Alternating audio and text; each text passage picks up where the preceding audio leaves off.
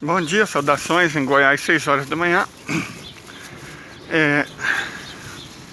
Eu estava lendo um texto, salvo engano, do Raevski, e que complementava dois outros textos. Um do Andrei Martyanov, que é um cara que manja muito, e outro de um americano chamado Larry Johnson, também excelente. Os três falaram basicamente a mesma coisa. A lógica deles é sobre o que aconteceu na Ucrânia.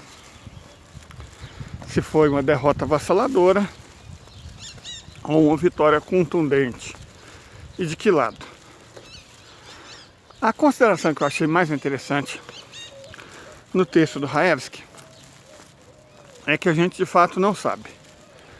Pelo menos não por enquanto, porque diferente do staff americano, da OTAN, que fica grudado com a mídia, passando as informações, o staff russo, ele mantém uma descrição absurda, a ponto de mesmo os generais não terem noção de por que eles estão lutando. Eles recebem ordens do comando-geral das forças russas e cumprem. E isso explica porque duas figuras normalmente bastante falastronas, que são o Dmitry Medvedev, ele ficou calado, não falou absolutamente nada. Pau caindo na folha, e o Dmitry Medvedev, normalmente falante, não falou absolutamente nada. Já uma pessoa que também é bastante falastrona, mas que está no chão, né, no nível de batalha, que é o nosso colega tchetcheno, Hansan Kadyrov. Ele, ficou irado, mostrou decepção, frustração. Então isso ilustra bem a questão. Como o Medvedev pertence ao staff do comando, ele fez o que se espera de alguém que pertence ao staff do comando russo. Fica calado, não comentou.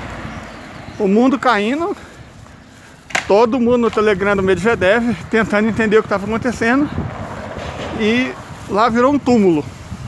Ok. Já o Kadyrov parecia transtornado. Por ele convocava a Tchetchênia inteira e eles invadiriam Odessa, se fosse preciso a Romênia. Isso ilustra bem a diferença entre o QG russo e o QG americano.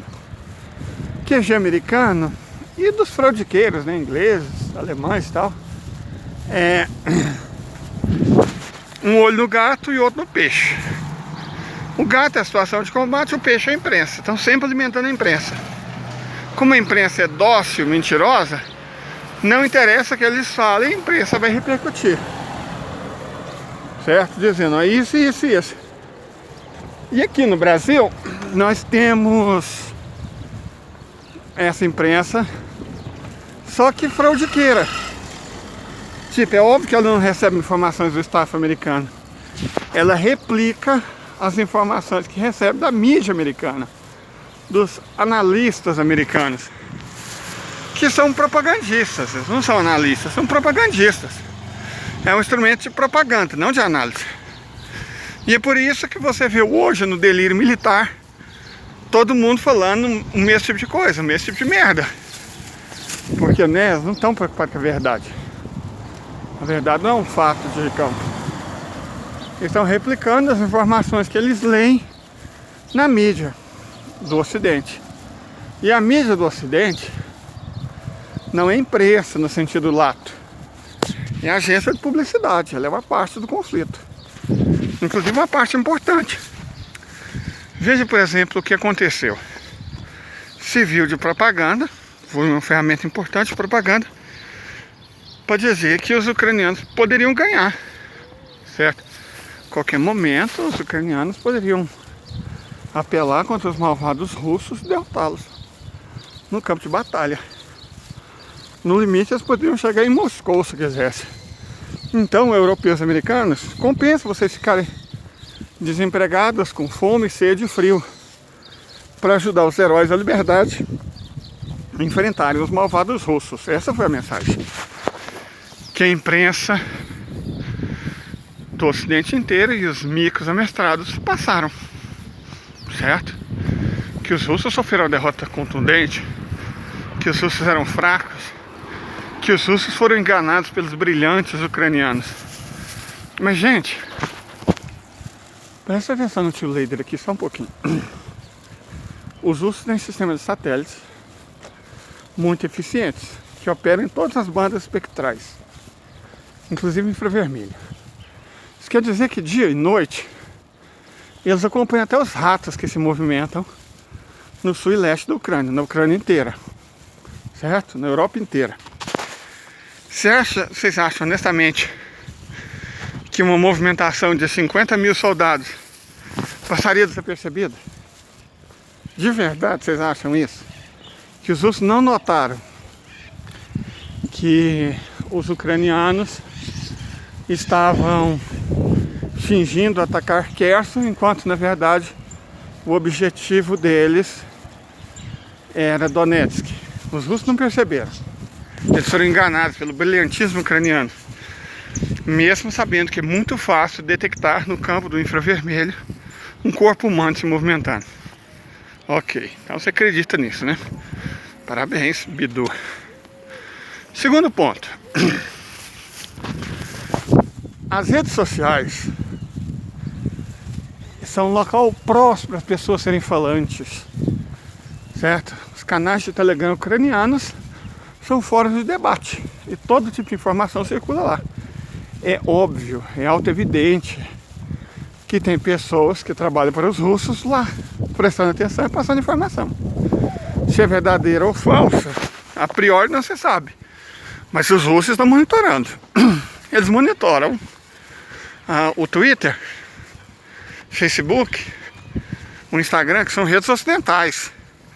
Imagina então o Telegram, que é uma rede russa, VKontakte, que é uma rede russa, e redes sociais em que estão ucranianos. Eles não são monitorados não, porque os russos são burros, né? Então, gente, por favor, é óbvio que os russos sabiam o que estava sendo feito.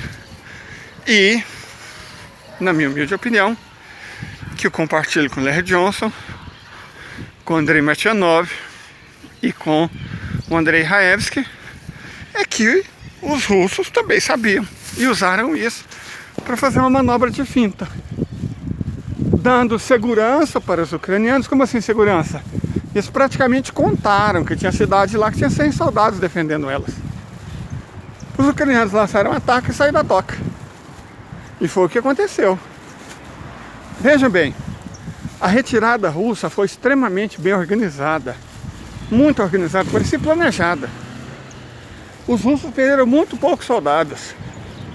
Por mais que haja chorões, os ucranianos perderam pelo menos 10 mil. E algumas fontes americanas falam de 10 a 12 mil, perdão, de 12 a 15 mil. Os russos perderam 300. Isso contando os aliados da milícia e o pessoal das Stepnas tchetchenas. E você vai me dizer que os russos fugiram apavorados, perdendo 300, enquanto os outros perderam porque pode chegar a 15 mil, mais 50 mil feridos. Então, né? Cada um acredita no que quiser, isso é óbvio. É o dilema do corno, mas as evidências estão aí. E eu ouso dizer que elas falam por si. Inclusive, o que elas falam, a informação é menos importante. O veículo é que a gente deve prestar atenção. A imprensa do Ocidente, ela basicamente mente, engana e manipula a favor de interesses terceiros. E eu tenho piedade, na verdade, desses ratinhos que ficam repetindo as coisas que essa imprensa enganadora e manipuladora faz. É uma lástima. Mas tem 2 milhões de pessoas no delírio militar, né? Prestando atenção nas bobagens que estão sendo ditas lá e replicando, achando que estão ficando mais espertas com isso. Enfim, o dia só está começando e vai ser quente. Fiquem bem. Depois eu vou falar sobre a China, a industrialização chinesa no século 13 e 14. Assinem, compartilhem, dê o joinha. e tenham um bom dia.